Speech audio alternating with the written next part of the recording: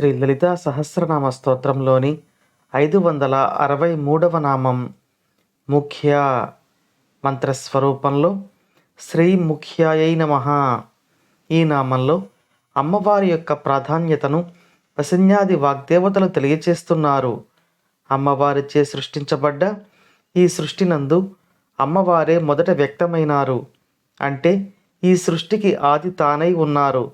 అంతేకాకుండా ఈ సృష్టినంతటిని నడిపే శక్తిగా అమ్మవారిదే ముఖ్యమైన భూమిక, ప్రధానమైన భూమిక.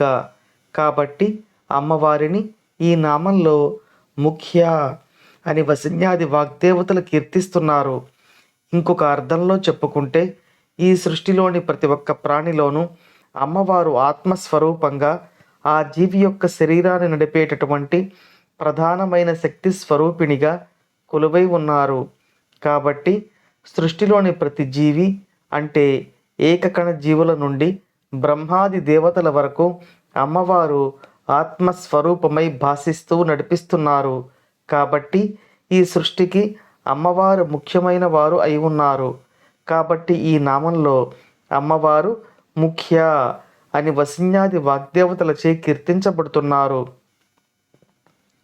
ఇప్పుడు మనం మరొక అర్థాన్ని ఈ నామానికి చెప్పుకుందాం.